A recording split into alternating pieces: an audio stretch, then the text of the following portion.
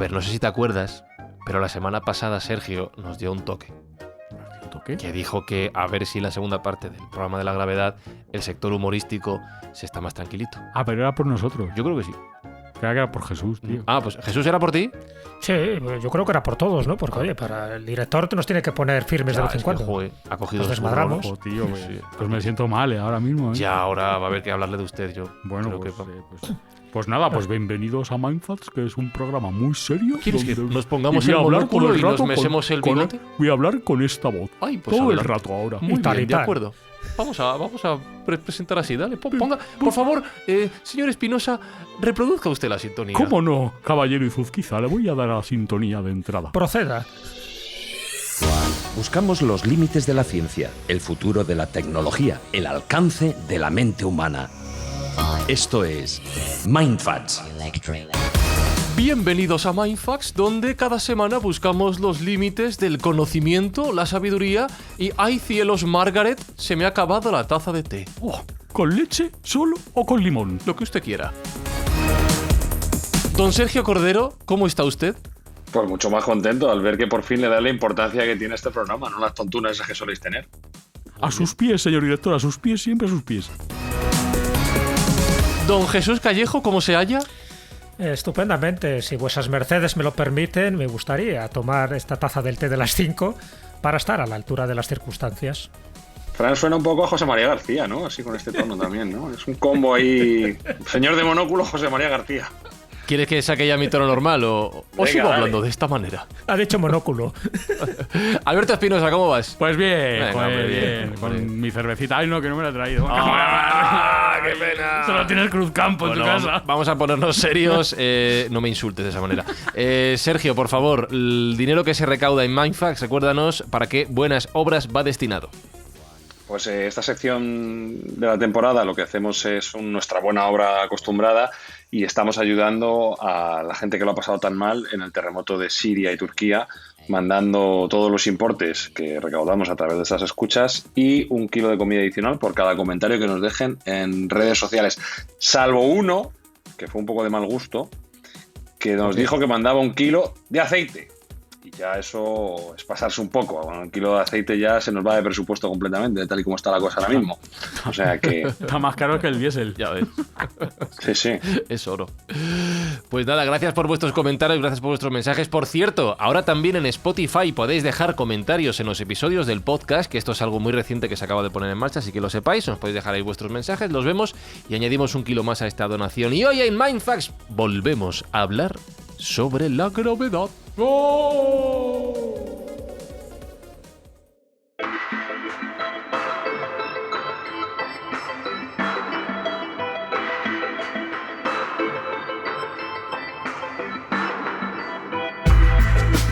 Mira que ya estuvo aquí y le amenazamos con que volviera y ha dicho que sí. ¿Ha vuelto? Ha vuelto, bendito Joder. mío. Óscar Linares, ¿cómo estás? ¿Qué tal? Buenas, encantado. No tenías suficiente con la primera vez, no saliste escaldado. No, nos lo tomamos demasiado a la ligera y hay que seguir metiéndole al tema. Bueno, vamos a ver si el tema sigue desarrollándose y en la primera parte del programa, por si no lo habéis escuchado Mindfactors, convendría que lo oyerais, hemos hecho un recorrido sobre cómo se ha ido entendiendo y explicando, investigando la gravedad a lo largo de la historia. Ahora en pleno siglo XXI, como decíamos Óscar, nos cuesta entender qué es la gravedad o todas, sobre todo, todas sus implicaciones en el resto de eventos y fenómenos que se producen en nuestra existencia, en nuestro universo, en nuestro espacio, en nuestra Tierra también. ¿Podríamos hablar de algunas obras de ciencia ficción principalmente que nos ayuden a entender de una manera más práctica, quizá más viable para todos los públicos, qué es la gravedad? ¿Nos recomendarías algunas? Bueno, yo creo que en realidad, más que explicarnos qué es, como habéis explicado infinidad de veces en Mindfacts o en La Escóbula, la ciencia ficción sirve para poner situaciones ficticias a priori, con base más o menos científica, que nos pongan frente al espejo y nos hagan hacernos preguntas y nos hagan avanzar o anticipar situaciones, ¿no?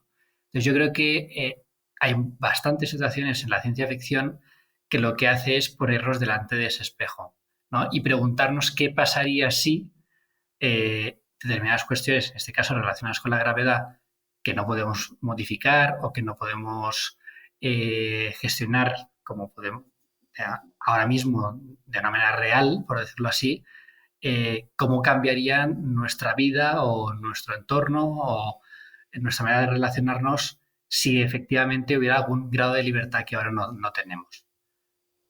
Joder, madre mía. Me ha roto la cabeza con esa exposición, Óscar. Está todo el mundo en silencio. Bueno, pongo un ejemplo para... Vale, para por favor. Sí, mejor.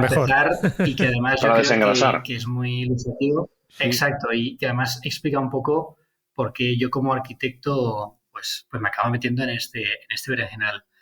En la película Origen, sabéis que en el fondo, bueno, sin explicar de qué va la película, pero básicamente es el protagonista a través de meterse en el sueño del sueño del sueño de una persona es capaz o intenta inocularle una idea, ¿no? Ese es su trabajo. Pero para meterse un segundo. Fran, ¿esta la has visto? Que sí. Joder, madre mía, todo el mundo me mira. Sí. Ahora, pregúntame si me acuerdo de todo. Es peliculón importante, ¿eh? Peliculón importante porque, para empezar, bueno, como casi todas las de Nolan son, pero esta es altamente recomendable. Sí. Prosigue. Entonces, el protagonista, que es el personaje que encarna a Leonardo DiCaprio, necesita a alguien que le construya entornos, llamémosle físicos o sensoriales, en los que se produzcan estas incursiones. Son entornos que en realidad se van a producir dentro de un sueño. Entonces lo que hace es acudir a una escuela de arquitectura y preguntarle al decano por su mejor estudiante para que en el fondo le haga esos entornos que tienen que ser urbanos, arquitectónicos, paisajísticos. Y le presentan a una chica que se llama Ariadna y bueno, pues le explica esta historia de los sueños, de todos los sueños y le deja probar por primera vez lo que significa estar dentro del sueño de alguien. Y entonces hay una escena que está muy bien, que en el fondo nos están explicando cómo funciona este entorno onírico, en la que le explica a Ariadna que ahí dentro puede hacer, entre comillas, lo que quiera. Es decir, puede subvertir las leyes de la física. Y que puede hacer lo que quiera a la hora de crear entornos arquitectónicos, urbanos y demás. Pero bueno, que no se pase porque entonces como que levanta suspicacias contra, por decirlo así, las defensas del sujeto en el que están usurpando el sueño. Y lo primero que hace Ariadna precisamente es darle la vuelta a la gravedad. Están andando por una calle de París y de repente lo que hace es, que es una imagen como plásticamente muy potente, empieza a darle la vuelta sobre sí mismo a la ciudad hasta que en el cielo lo que ve es como la ciudad invertida vista arriba, ¿no? Como si le dieras la vuelta a una loncha de jamón, para que alguien se haga una idea. Algo sobre así. Sí misma. Dobla la ciudad sobre sí misma. Sí. Y de repente aparecen pues que la gravedad ya no funciona como funcionaba, el arriba y el abajo ya se quedan como extraños, de repente hay coches y personas que andan sobre la vertical y que de repente cambian de plano y andan sobre la horizontal, pero boca abajo. Entonces, es bastante curioso que lo primero que haga en una película un arquitecto que pueda hacer lo que quiera sea manipular la gravedad, ¿no? Y esta manipulación de la gravedad, como podemos ver luego en otros ejemplos de ciencia ficción, yo creo que es lo que en el fondo nos pone delante del espejo de cuáles son lo que nosotros sentimos como limitaciones por el hecho de estar sometidos a esa gravedad de la que no nos podemos desligar de ninguna manera. Es curioso porque es verdad que yo creo que lo que piensa la gente si le dices no hay gravedad, lo primero que piensan es en volar, no en flotar, ¿no? Sí. No, es curioso, esto me recuerda, aparte entraremos ahora en algunas películas, incluso en algunas novelas de anticipación donde ya se hablaba un poco o se anticipaba la gravedad antes de que llegara Newton, ¿no? Y estableciendo su famosa ley universal. Pero esto me recuerda que hay muchas leyendas, muchas tradiciones, muchos mitos en este planeta donde se habla de que las construcciones se hicieron utilizando una técnica de antigravedad. Sí, yo no entro en la credibilidad o no, ya sabéis que las leyendas casi siempre tienen un pozo de realidad, pero si tú vas a, yo que sé, a la isla de Pascua con los Moais, hay una teoría que hablan de un maná, ¿no? Que sería una especie de energía que se proyectaba a través de un rito sonoro determinado y bueno, los Moais iban desde su cantera hasta el lugar de emplazamiento actual. Si vas a Pumapunku, que estaría en Bolivia, muy cerca de Tiahuanaco, pues ocurría algo parecido también con esas construcciones ciclópeas. Lo mismo ocurriría, por ejemplo, en Admadol, en la isla de Pompey, en Micronesia, en las Islas Carolinas.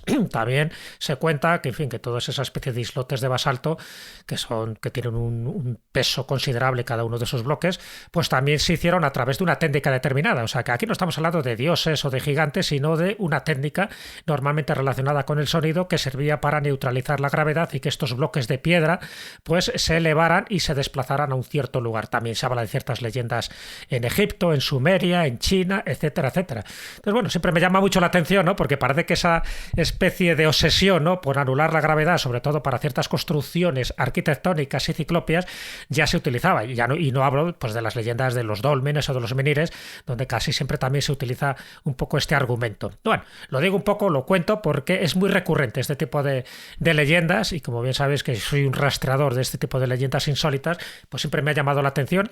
Incluso apunto otro dato que me parece muy significativo porque no tiene que ver con construcciones megalíticas, pero sí con una técnica tibetana. Alexandre David-Néel, que es una de las grandes antropólogas francesas que ha existido, cuyos libros pues han recorrido el mundo y sobre todo por la seriedad y lo riguroso que era esta mujer, ¿no?, en sus expediciones y en sus investigaciones en el Tíbet, que estuvo un montón de años. Una de las cosas que cuenta Alexandra David-Néel en uno de sus libros, que es Magos y Místicos del Tíbet, es que habla de una especie de magos o de chamanes tibetanos que los llaman los Lungompa, que tenían una técnica que adquirían después de 3 años y 3 meses. Bueno, pues estos Lungompa tenían la capacidad de dar como una serie de saltos acrobáticos, o sea, cuando se desplazaban, que prácticamente no tocaban la tierra, es decir, que se desplazaban en unas velocidades tremendas que solo les podía seguir montado a caballo, y sin embargo ellos, dentro de un estado de meditación, dentro de un trance místico, recorrían unas distancias increíbles, lo cual, desde un punto de vista físico, sería imposible, salvo que dominaras algún tipo de técnica de antigravedad. Esto lo cuenta Alexandra David-Néel en uno de sus libros de antropología. Bueno, lo pongo como apéndice porque, bueno, yo creo que siempre viene bien también tener este tipo de referencias, que no son novelas de ciencia ficción, pero que muchas de las películas se basan precisamente también en este tipo de tradición. Es alucinante, la verdad. Y Sergio, aquí, ya que hemos mencionado Origen, aquí somos muy de Nolan, porque ya lo hemos dicho que él explica muchos conceptos muy complicados de ciencia. La gravedad es uno de ellos, no solo en Origen, sino en otras de sus películas. Es una mente que no sé si es capaz de explicarlo con palabras, pero con imágenes sí que lo ha logrado. Bueno, para mí es mi director favorito, entonces no soy objetivo en el elogio, pero me parece un director que es capaz de acercar conceptos muy complejos al común de los mortales, como puedo ser yo, bastante obtuso, y imagino que hablaremos también ahora en Interstellar cómo también ese concepto de gravedad, de tiempo, está presente. Por acabar con Origen, la escena que estaba comentando antes Óscar es una escena que ha pasado ya a la historia del cine. Tiene, como él bien ha dicho, un impacto visual absolutamente demoledor, porque yo creo que es la primera vez, o que yo recuerdo y he visto bastante cine, donde una ciudad se dobla sobre sí misma, ¿no? Entonces, bueno, pues al ojo que no está entrenado para este tipo de divertimentos, pues es una escena absolutamente impactante. Y si entramos para mí su obra maestra, para mí la mejor de las películas de Nolan, podría pelear con Memento, pero Interstellar es una absoluta maravilla de todo el ámbito. Es una película de acción, es una película de ciencia, es una película de amor filial y filopaternal, y sobre todo es una carta de amor a la física y a la ciencia, ¿no? Ya hemos comentado en varias ocasiones que él cuenta con el apoyo del físico teórico Kip Thorne, que bueno, pues fue premio Nobel, es una persona absolutamente respetada dentro del ámbito científico y fue un poco el que guió a Nolan en lo que se podía y no se podía hacer dentro de una película de ciencia ficción que, bueno, que tiene algunos fallos, por así decirlo, desde el ámbito científico, pero no son especialmente llamativos, teniendo en cuenta las licencias que se suelen tomar en este tipo de películas. Y la gravedad está muy bien explicada, sobre todo en las interrelaciones con los agujeros de gusano y sobre todo de Gargantúa al agujero negro, donde vemos que cuanto más se acercan a ese agujero negro, más más lento pasa el tiempo para los que se están acercando y más rápido pasa para los que están fuera, ¿no? De hecho, cuando ellos se acercan al planeta, al último planeta que visitan, el tripulante que se queda en la nave, pues ha pasado casi 60 años cuando vuelven y para ellos solo han pasado unas horas, ¿no? Esto sería un poco la relación que podría tener esa gravedad, esos campos gravitatorios, como bien comentábamos en el episodio anterior, que se están teorizando y que se están descubriendo ahora mismo. Es una aproximación visual que parece ser que científicamente es bastante exacta. Yo, a todo el que no haya visto Interstellar, no puedo dejar de recomendársela porque, digo, es una de mis películas favoritas. Incluso a mi niño de 12 años me costó que la viera, pero una vez que la vio también se ha convertido en un clásico instantáneo para él, con lo cual, bueno, es una película accesible dentro de que habla de ciencia ficción y que, bueno, tiene una parte de ciencia dura, pero hay que verla, hay que ver Interestelar porque tiene muchísimos hitos científicos condensados dentro de 2 horas y media aproximadamente que dura la película y está francamente bien contada. Es que el mérito de estas dos películas que estás diciendo ya no es el argumento, la originalidad, en fin, Nolan tiene esa capacidad, ese talento. Es que pone imágenes a lo que es la distorsión de esa gravedad. O sea, poner imágenes que sean creíbles y que sean incluso asumibles por científicos y por astrofísicos es lo que para mí tiene su gran mérito. El poder ver algo que hasta hace nada es mera teoría. Entonces, bueno, puede ser que esté equivocado, ¿no? Pero sí que ha hecho el esfuerzo visual de que nosotros veamos, los espectadores, auténticos profanos y neófitos en todo esto, veamos cómo puede ser esa distorsión cuando te acercas a Gargantúa o si das la vuelta, por ejemplo, en una ciudad y la ves boca abajo o boca arriba. Es decir, para mí eso es el gran mérito visual que tiene, porque en este caso sí que hay que aplicar ese dicho de que vale más una imagen que 1000 palabras. Y seguramente la imagen icónica de Interestelar, claro, yo cuando veo las 2 veces que he visto Interestelar, la compenso con las 0 que he visto Memento, que la ha mencionado Sergio, ya para que quede... Bueno, Memento la puedes ver una vez. Una vez solo. Vale. No te voy a contar no me hagas más. spoiler. Claro, la gran imagen... Yo voy viendo Interestelar y, venga, la voy siguiendo, la voy entendiendo, venga, te sigo, Nolan, sigue ahí, dale, Christopher, venga, cuéntame más cosas, venga, más planetas, más... Claro, ya hasta cuando entra al agujero negro. Entra al agujero negro y se mete en ese espacio... que ahora le voy a preguntar a Óscar por él, donde controla pues, el tiempo, el espacio, tal, las dimensiones, pues, y ya mi cabeza dice, no soy capaz de asumir esto. Bueno, hay que verla unas cuantas veces. Ya. Ni siquiera viéndola unas cuantas veces no voy a ser puedes entender. capaz de asumir esto. Y a ti es ese momento que te flipa, Óscar, que te vuelve loco, ¿no? Es el momento más llamativo de la película. Sí, yo creo que ahí se junta una... O sea, ya la estaba pensando, ¿no? Con lo que decía Sergio, que es que en realidad la gravedad aparece de manera transversal en muchas cuestiones de la película, que ahora podemos hablar, en el que tú apuntas es en una cuestión que para nosotros es tremendamente difícil de entender, que son los espacios de más de 3 dimensiones. El que tú apuntas es dentro de la gravedad, que es ese, no sé cómo le llama, tetraedro, no recuerdo ahora muy bien cómo le llama, pero es como una especie cuatridimensional, que visualmente es súper potente. El tesseracto, ¿no? El tesseracto, correcto. Sí, el tesseracto. Claro, ahí lo que pasa es que tú estás viendo... un hipercubo. Exacto. En vez de ver un espacio físico tridimensional que va evolucionando con el tiempo, lo que ves es ese mismo espacio en diferentes tiempos correlativos con diferentes... no sé cómo llamarle, futuros o posibilidades. Claro. Y claro, eso para nosotros es una manera de explicar tridimensionalmente una cosa que nosotros no podemos entender porque somos seres que entendemos nuestro entorno en 3 dimensiones. Yo recuerdo, hay un autor que recomiendo muchísimo para todo aquel que no sea físico, pero le guste la física y especialmente la relatividad general y demás, que es Archibald Wheeler, que además de ser un científico reputadísimo, es muy pedagógico en sus explicaciones. Y yo recuerdo que además intenta, como siempre, dirigir a niños adolescentes y a gente muy joven. Y recuerdo en algún libro suyo que explicaba que si de repente a un ser plano, ¿no? que se moviera como si fuera un papel, una hoja de papel, le intentáramos explicar la tercera dimensión, no sería capaz de entenderla. Se llama Planilandia esa historia. Claro.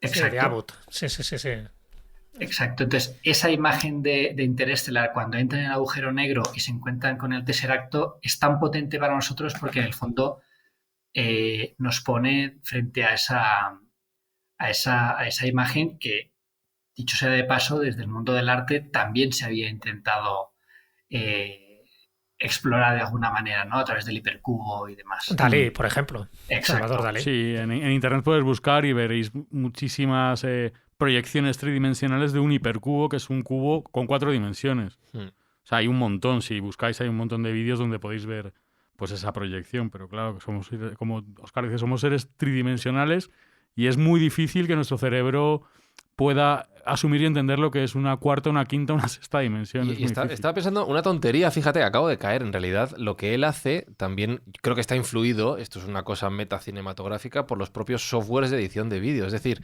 tú cuando tienes un software de edición de vídeo delante de ti, tienes una pista, una tira del color que sea, donde a medida que vas moviendo el cursor a derecha e izquierda en el espacio, tienes previsualizaciones pequeñas en la propia tira de la imagen que estás editando. Se parece un poco a lo que hace el protagonista de Interestelar cuando está metido en todo esto. Está avanzando y retrocediendo a través de esa cinta de cassette, si lo queremos llamar así, mientras modifica el espacio. Y la verdad es que me revienta la cabeza cómo es capaz de trasladar un concepto tan sencillo para explicar algo tan complejo como es de lo que estamos hablando. Es que es muy difícil entender cómo plantea Nolan lo que es el tiempo y el espacio, que todo está sucediendo a la vez.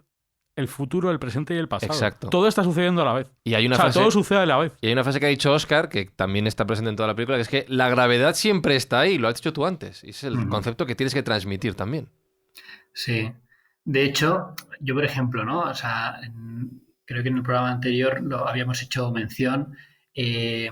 Explicábamos lo difícil que es aún para hoy en día para nosotros entender lo que es la gravedad, ¿no? Y que, bueno, pues que igual de difícil que debía ser para alguien en la época de Newton entender esa idea de fuerza a distancia y tal. Fijaos que la película empieza en que la gravedad se confunde con un fenómeno casi del más allá. Es como si hay un fantasma, un ente, algo que le habla a la niña a través de la biblioteca. ¡Un ente oscuro! No, el fantasma, lo llama el fantasma. Sí, el fantasma. El ser del éter. El fantasma. Lo que no conocemos. Sí, súper llamativo. Y es bastante curioso. Sí. ¿Y cómo se comunica ese fantasma con ondas gravitacionales? Eso es. Y ya por terminar la parte de las recomendaciones y por salir del mundo Nolan, ¿nos recomiendas alguna obra de otro autor que sea interesante para entender qué es la gravedad? Bueno, a ver, para mí estaría 2001, que es el otro mega clásico que también te revienta la cabeza, pero por una cuestión que no hemos comentado que también aparece en Interestelar, que es que para mí es muy llamativa, que es que como en nuestro entorno físico natural la gravedad es una cosa que viene dada y que no podemos manipular, en 2001 o también en Interestelar lo que nos ofrece son visiones de qué podríamos conseguir si de alguna manera podríamos crear entornos en los que pudiéramos crear, como por decirlo así, una falsa sensación de gravedad.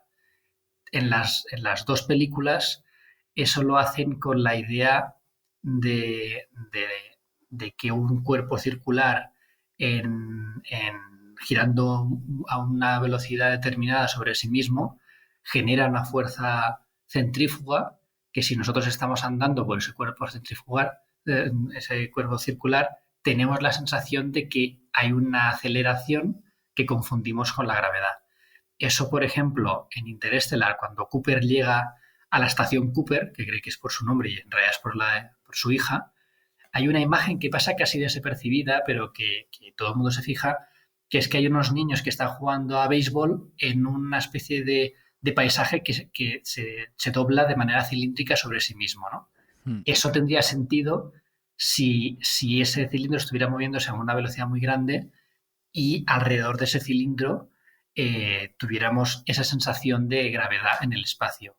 Esa misma idea, Arthur Clarke la explota de una manera brutal. Yo no sé cómo no ha hecho aún la película, en Cita con Rama, que es ese objeto cilíndrico súper misterioso que pasa cerca de la Tierra, de unas dimensiones colosales, que envían un equipo para... Dicen que no se puede hacer. Que no, ya, bueno, pues es que si lo hicieran sería visualmente... Por presupuesto dicen que no se puede hacer. Bueno, pero bueno, habrá alguien que lo consiga. Si han hecho los anillos Dune y tal, lo harán. Lo harán. Entonces, claro, eso funciona, ese cilindro en el fondo lo que hace es crear un paisaje, pero a nivel de escala de paisaje, con sus lagos, sus montañas y demás, en el interior de un círculo, de un cilindro que gira a la velocidad que toca. Entonces, dentro, según lo que uno está de cerca del extremo o del centro, la sensación de gravedad varía, ¿no? Y esa misma idea, aunque explicada de otra manera, está también presente en una de las escenas que son visualmente también más potentes de 2001 de Odisea en el espacio, que es ese momento en el que uno de los protagonistas se pone a andar sobre un pasillo aparentemente infinito, curvo, y es que en realidad lo que está haciendo es andar sobre un círculo, ¿no? Que es una imagen muy potente y que yo creo que aún es más potente cuando vemos cómo fue grabada, ¿no? A través de esa rueda, casi, yo te digo siempre que es como una especie de gran rueda de hámster, en la que el actor estaba andando como si nada, sin subvertir nada, y había una cámara estratégicamente puesta y un decorado estratégicamente diseñado para que pareciera que en realidad lo que estaba haciendo era subir por el círculo, bajar, dar la vuelta, etcétera, ¿no? Entonces, en el fondo, todas estas imágenes de múltiples referencias de la ciencia ficción, de lo que nos hablan es de una cosa que yo creo que también es un poco irónica, que es que en esos sitios donde habría microgravedad, en el fondo sentimos la necesidad de crear un entorno que parezca en el que sí que hay gravedad, ¿no? Nos da como pánico esa flotación, que yo, bueno, pues por citar otra, es que soy igual de amante de la ciencia ficción que vosotros. En Life o en Gravity, la sensación esa que dan de ostras, que estoy flotando, no puedo controlar nada y solamente la flotación me deja en una situación de vulnerabilidad total, nos aterra. En el fondo, pues esa idea que tenemos de estar con los pies en la tierra nos deja muy tranquilos, aunque queramos no estar con los pies en la tierra. Pero no decía Espi que yo creo también que además sería, perdón, Fran, absolutamente necesario para nuestra salud al estar vinculados como estamos en la gravedad. Si no tuviéramos esa gravedad, diferentes estudios han mostrado que habría un detrimento brutal para nuestro cuerpo y probablemente no sobreviviríamos a esa falta de gravedad. Entonces es algo que nos es necesario. También se ve en otra película que es recomendable, que se llama Elysium. Hombre, el mismo concepto buenísimo. De cilindros rotacionales, sí, de Neil Blomkamp, con Matt Damon de protagonista.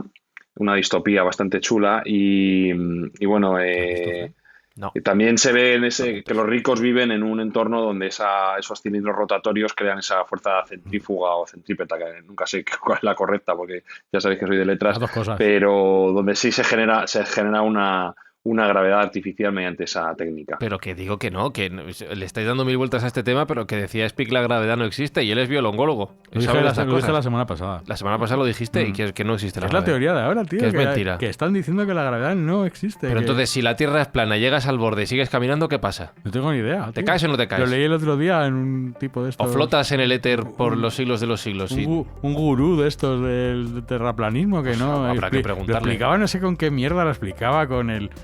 No me acuerdo. ¿Algo mejor que la loncha de jamón que se dobla sobre sí misma? Es que eso ha sido poetiquísimo, tío. Madre mía.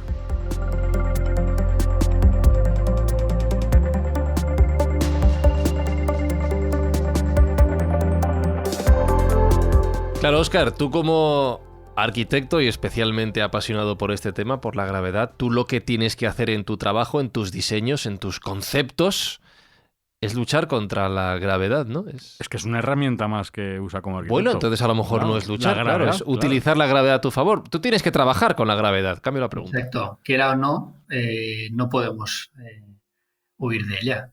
Las cosas con las que construimos nuestro entorno, nuestros edificios, pesan, son materiales, con lo cual pesan, y por tanto tenemos que lidiar con ese peso. Toda la historia de la arquitectura, desde las referencias estas antiguas, ¿no? que comentaba Jesús, del Stonehenge hasta las más modernas construcciones de hoy en día, en el fondo lo que hacen es lidiar con esa gravedad, a veces luchando, a veces utilizándola a favor, a veces haciendo ver como que se la supera, a veces enfatizando aún más esa sensación de pesantez, pero en el fondo son todo trucos para estar a lo que diga la gravedad, porque no podemos hacer otra cosa, ¿no? Yo en ese sentido haría bueno, hay como varias cuestiones interesantes que tienen que ver con la arquitectura, pero que van más allá, tienen que ver con el fondo en cómo vivimos. Antes Sergio apuntaba, ¿no? que nosotros necesitamos la gravedad para poder vivir. Yo recomiendo mucho a los oyentes que busquen imágenes en YouTube o vídeos de plantas que crecen en microgravedad. No crecen en vertical porque la noción de vertical no existe y empiezan a retorcerse sobre sí mismas en una cuestión bastante como casi torturada, ¿no? de este crecimiento. Algo parecido, esta relación de la vertical nos pasa a nosotros en nuestro planeta, con nuestro cuerpo y con nuestros edificios. Yo hago como dos reflexiones paralelas.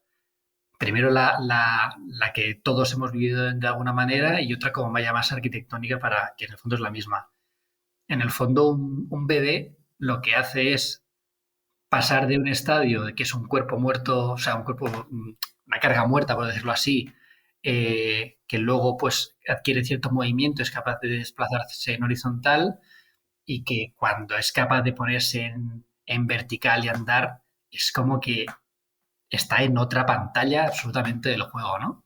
Bueno, y un bebé cuando está en el vientre de su madre está un poco flotando en ingravidez. Como exacto. Einstein. Claro.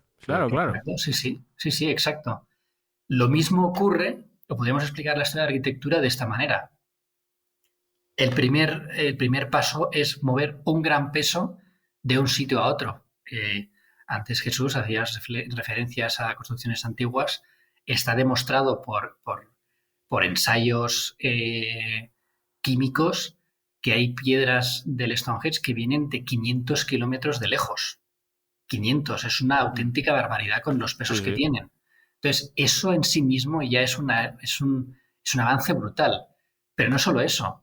Cuando tú consigues que esa piedra, que la has movido, en vez de que yazca en el suelo en horizontal, eres capaz de ponerla en vertical, que es lo que hablamos antes de cuando un bebé es capaz de ponerse de pie y empezar a andar, es un hito arquitectónico brutal. Pero si además eres capaz de poner otra piedra vertical al lado y elevar la piedra que habías dejado horizontal en el suelo y ponerla encima, que es un trilito y que da lugar a toda la historia de la arquitectura de los romanos hasta el día de hoy, claro, es que eso es brutal y no deja de ser una operación de desafío a la gravedad o de dominio de la gravedad a través del peso y de la caída, ¿no? Se trata de gestionar el peso que nosotros generamos al mover las masas sin que caigan. Eso es explicado desde el punto de vista de la gravedad y llevándonos al terreno de nuestra evidencia personal propia de todos nosotros, el cómo se produce esa evolución en el sentido de la gravedad, la vertical, el peso, etc. Dominar la gravedad. Sí, señor. Fíjate, a eso se dedica Óscar. Hombre, claro. Pero claro, la gravedad es como el tiempo. No la puedes derrotar. O sea, es decir, otra de las partes de tu trabajo es que antes o después esas grandes piedras, aunque duren mucho, se van a acabar cayendo, ¿no? Yo creo que eso lo tenemos que aceptar. Claro, de ahí pues también hay como cosas muy curiosas, ¿no? Las pirámides de Egipto tienen una forma que su forma natural ya es de ruina. O sea, si tú dejas caer un montón de arena o de piedras, van a caerse con esta forma cónica, por decirlo así. Con lo cual, eso hace que desde un punto de vista gravitatorio sea muy estable. Luego estará erosionado por el tiempo, el viento, etcétera, su superficie. Pero su forma es muy estable gravitatoriamente hablando. Muy eficiente. Exacto. Y lo que decías, ¿no? Hay una cuestión que tiene un punto siempre como un poco tenebrosa, pero bueno, que en la escuela siempre habláis que es garantía de éxito de que hay mucha gente escuchando, que es el todo el entorno nazi. El primer ministro de armamento nazi, si no recuerdo mal, era Albert Speer, Sí. y era arquitecto. Sí. Y tuvo la valentía, porque se jugó al cuello, de explicarle a Hitler que tenían que hacer una nueva Berlín, que tenían que prever cómo sería su ruina dentro de 2000 años cuando el Tercer Reich hubiera caído. O sea, esa idea de ruina ya está dentro de sus planes megalomanos de construcción de una nueva ciudad, evidentemente basándose pues, en las ruinas, sobre todo de Roma, ¿no? Pero esa idea de ruina siempre está... Es una amenaza necesaria en toda construcción. Pero me encanta la reflexión que has hecho sobre las pirámides y me he imaginado de alguna manera la imagen de que una pirámide está flotando en sí misma. Si es la situación más estable de una construcción, es muy difícil que se caiga, o siempre se está cayendo, pero no lo llega a hacer nunca, ¿no? Esto es otro Mindfacts. Exacto. Brutal. Sí. Hay otra idea que es muy bonita, que es lo que decías tú, ¿no? De luchar contra la gravedad. En el fondo hay grandes construcciones de la historia de la arquitectura que lo que hacen es al revés, es utilizarla para no derrumbarse. ¿Cómo? Por ejemplo, en el Panteón de Roma, que es una de las grandes obras de toda la historia de la arquitectura, todo el sistema de la cúpula que cubre este gran espacio, que se tardó bastantes siglos en volver a igualar o superar una cúpula de esas dimensiones, en el fondo lo que hace es crear una serie de anillos concéntricos que por su propio peso tienden a caer, pero como están todos comprimiéndose por su peso unos a otros, impiden que caiga. Eso se entiende de manera muy fácil en un arco de piedra. Sabéis que hay, se colocan diferentes piedras a lo largo del arco que tienen una forma concreta que hace que ninguna de esas piedras pueda caer. Con que cayera una, caería todo el arco.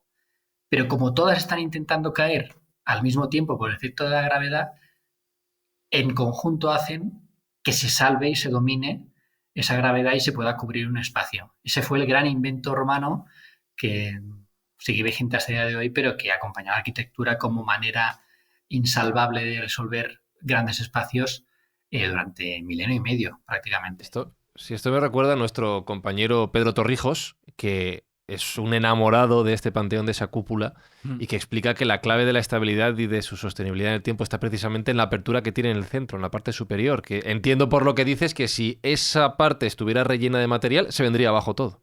Exacto. Bueno, en realidad, sin entrar en cosas muy técnicas, pero cuando la idea es la misma, pero cuando es un arco o una bóveda, esa pieza del centro es fundamental, porque de hecho se la llama la clave del arco. Es la clave. Si quitáramos esa pieza, caería todo el arco. Cuando ese arco, en vez de estar en dos dimensiones o de prolongarse en una tercera como una bóveda de cañón, lo que hace es girar en sí mismo, ese material del óculo, del centro, es innecesario y es el que podría provocar la caída. Y precisamente pasa esa cosa mágica que lo que toca es hacer lo contrario, abrirlo, y en ese caso del Panteón pues se convierte en esa gran entrada de luz que ha acompañado y ha fascinado a tantos arquitectos y no arquitectos desde hace 2000 años. Qué maravilla. Sí, siempre entre ellos. Me ha llamado la atención cuando hablamos de este tipo de construcciones antiguas.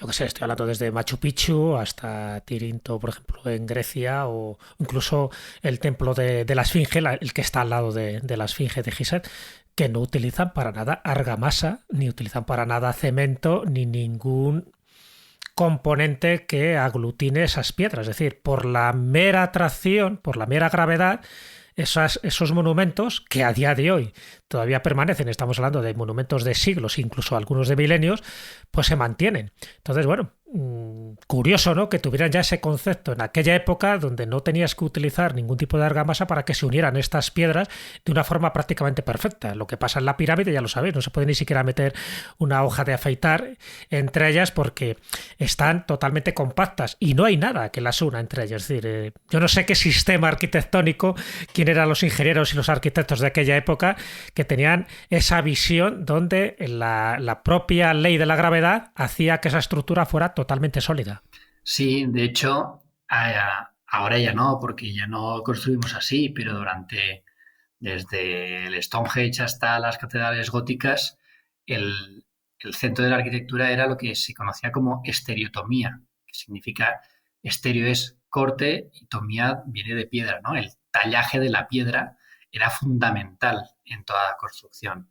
Había una cosa que yo no conocía y que descubrí a través de mi tesis, es que en una construcción tan arcaica a priori como es el Stonehenge, que tiene 5.000 años y que tiene esa imagen tan aparentemente, pues eso, primitiva, en realidad hay unos engarces entre los dinteles y los dólmenes que hacen que sean machembrados, por decirlo así, tienen como un muñón y un hueco que aseguran que el dintel no se caiga. Eso es de un refinamiento brutal, ¿no? Y va en la línea de lo que dices tú, Jesús. Bueno, yo creo que en el fondo se trataba de que como les costaba muchísimo hacerlo, había que garantizar que hecho una vez no lo hacías más. Ahora no nos pasa tanto eso, pero en el fondo yo creo, ese ingenio surgía de fruto de esa enorme dificultad. Es alucinante, la verdad, el viaje científico, conceptual que nos has ayudado a hacer durante estos 2 programas, Óscar. También histórico, y estaba pensando, Jesús, que va a haber que hacer caso a su correo y va a haber que llevarle, si a Sergio le parece bien, a nuestra filial, a la Escóbula de la Brújula. No sé cómo lo ves tú, pero yo creo que... Al programa menor. Al programa menor. Yo creo que da para Escóbula, a la franquicia. Yo creo que sí, por supuesto. Hay muchísimas cosas que tienen que ver, en fin, no solo con la gravedad, sino que, en fin, con la especialidad que tiene Óscar, que es la arquitectura, donde se puede desarrollar, pues eso, muchísimas, ya no digo teorías, porque hay algunas cosas que ya se han demostrado cómo lo construía, ¿no? Pero sí que, yo qué sé, desde esa cúpula que estaba hablando del Panteón de Roma, ¿no? Hasta la cúpula que hizo Brunelleschi, por ejemplo, en Florencia.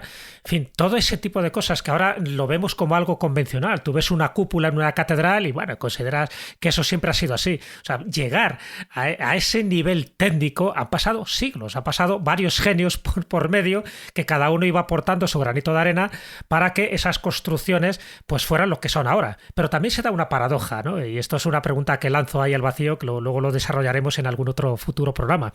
Es que cuanto más atrás te vas en el tiempo, las construcciones son más sólidas, son más perfectas, lo cual contradice un poco la teoría de la evolución de que teóricamente ahora mismo tendríamos que construir mejor que se construía en la época de las pirámides, y estamos hablando de hace 5.500 años. Y sin embargo, Óscar, en muchos casos no es así. Bueno, ahí tocamos fibra, ¿eh? Ya estaba pensando que se lo estás diciendo a un arquitecto, no sé cómo le va a encajar. No. A ver, me remito a cuestiones históricas solo. Pasan, yo creo que muchas cosas. Yo siempre hago la reflexión de que antes un edificio perduraba muchísimo más que una vida, y ahora no siempre es así.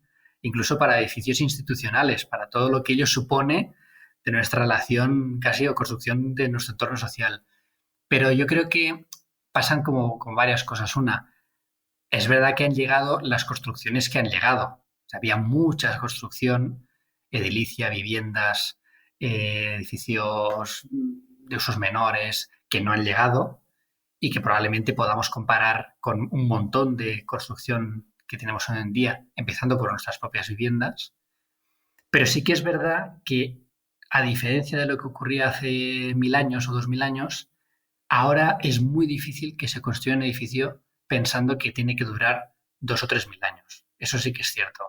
De hecho, las grandes obras de la arquitectura moderna, es decir, de antes de ayer, de hace 100 años, requieren un mantenimiento brutal, porque si no estarían en estado ruinoso muchas de ellas, ¿no?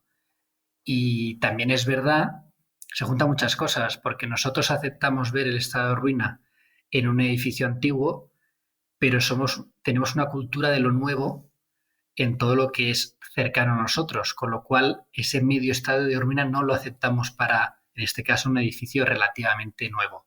Lo vemos como algo que no está cuidado, que está mal, que se ha construido mal, que está deteriorándose, etcétera, ¿no? Con lo cual, bueno, pues es una cuestión, yo creo que como junta es bastante curiosa. Pero lo que sí que es cierto es que no se construye hoy pensando en que dure milenios. La ley de la obsolescencia. Exacto. Y en ese sentido, ahora no recuerdo que... sí, ya sé cuál es. En la trilogía del problema de los 3 cuerpos, que también la recomiendo muchísimo como obra literaria de ciencia ficción a todo aquel que quiera. Hay un momento, si no recuerdo mal, en el que hablan de cómo hacer una inscripción o de cómo mantener un mensaje a futuro para próximas generaciones, pero en milenios. Y no se les ocurre otra mejor que grabarlo en piedra, lógicamente. Y claro, es que hoy en día ya no construimos con piedra, construimos con muchas más cositas que, bueno, pues que tienen sus ventajas y también tienen sus inconvenientes. Con Pladur, que no es igual. Claro, yo te iba a decir, Sergio, que yo creo que lo que queda grabado en piedra para los próximos milenios es este episodio de Mindfax. Y la verdad que nos sí. hemos portado bien, ¿eh? Hemos hablado poco, hemos tenido un gran invitado, con lo cual ha quedado redondo completamente. Ya, lo que pasa es que Espi dice que lo quiere estropear. Sí, yo vengo a meter una cuña. Óscar, yo te recomiendo un podcast que se llama, bueno, tú que eres arquitecto, un podcast de arquitectura que se llama ¿Cómo suena un edificio?, que hacemos con nuestro compañero Pedro Torrijos, que seguro, bueno, a ti y a todos los que nos escuchan, a que le apetezca, que seguro que te va a gustar. Ya está. Está fenomenal. Lo conozco, sí, me lo ¿también lo conoces? En su día. Mira, fíjate, pues ya está. Ya habías hecho es que vuestro trabajo es universal. Sois lo Miguel Ángelo del podcast. Adelante, sí, podéis masajear nuestro ego, nos viene muy bien para... adelante.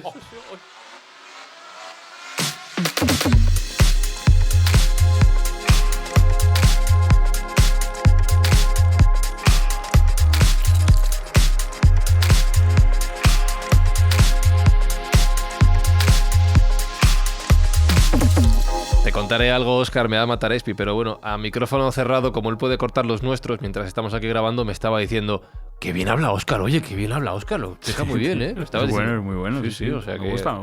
Puedes volver cuando quieras, Óscar. Sí, Óscar Linares, muchísimas gracias por acompañarnos. acompañarnos. A una MAU cuando quieras. Sí, a las buenas, sí. Me apunto sin duda, a la MAU, vamos. Nada, lo dicho, muchísimas gracias, Óscar.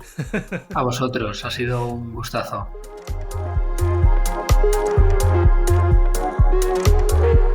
Hemos dejado el nivel del episodio de estos dos episodios alto, Jesús. El problema va a ser mantenerlo sin Óscar, pero bueno, lo intentaremos. Bueno, yo creo que ha sido un episodio igual que el anterior, con mucha fuerza, ¿no? En este caso, con mucha fuerza gravitatoria. Hay que ver qué chistes hace Jesús Callejo más graves, ¿eh? Me gusta. Bueno, juegos de palabras. Y Sergio Cordero, porfa, ponle el chimpún al episodio recordándonos para dónde van destinados los ingresos que conseguimos cada semana en Mindfax. Pues todas las risas y todas las chanzas que hacemos en este programa, que no son pocas, van destinadas a que nuestros oyentes nos ayuden a echar una mano a su vez a la gente que ha sido damnificada en ese terremoto tan terrible en Siria y en Turquía. Y bueno, estamos donando todos los importes que recaudamos por publicidad y adicionalmente por cada comentario de ánimo, elogioso o no, estamos donando 1 kilo de alimentos a la causa adicional. Y déjame antes de acabar recomendar el mejor podcast en castellano, que si alguien no lo sabe se llama La Escóbula de la Brújula. Dudo mucho que nadie lo desconozca, pero por si acaso hay que recomendarlo encarecidamente, que es, como digo, el mejor podcast en castellano, excepto por El Conductor, que el nuestro es mejor. No, es verdad. El de ese programa es flojete. Yo recuerdo que tenemos un Twitter @mindfax_, que estamos también en iVoox, en Apple Podcast, en Spotify. Nos podéis dejar comentarios ahora y por cada uno de ellos, como dice Sergio, 1 kilo más de comida para esta buena acción a la que todos contribuís. Así que muchas gracias. El conductor de este programa de Mindfax se despide, Fran Izuzquiza, criticando al otro de La Escóbula. Fran Izuzquiza. Eso sí que es un meta Mindfax. Hasta la semana que viene. Chao. Mindfax llega cada semana a tus oídos a través de Spotify, Apple Podcast, iVoox, Google Podcast o tu aplicación favorita. Búscanos en redes sociales. Somos Mindfax. En algún lugar de su 5ª dimensión, ellos nos han salvado.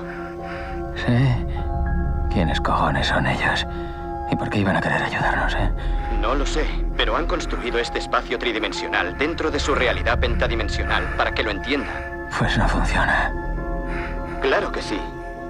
Aquí el tiempo es una dimensión física. Ha deducido que se puede ejercer una fuerza a través del espacio-tiempo. La gravedad. Para mandar el mensaje. Afirmativo. La gravedad puede atravesar dimensiones, incluida la del tiempo.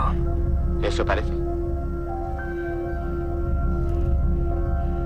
¿Tienes los datos cuánticos? Recibido, los tengo. Los estoy transmitiendo en todas las longitudes de onda, pero no consigo que salga nada, Cooper. Yo puedo hacerlo. Yo puedo. Pero son datos muy complejos para una niña. No es una niña cualquiera.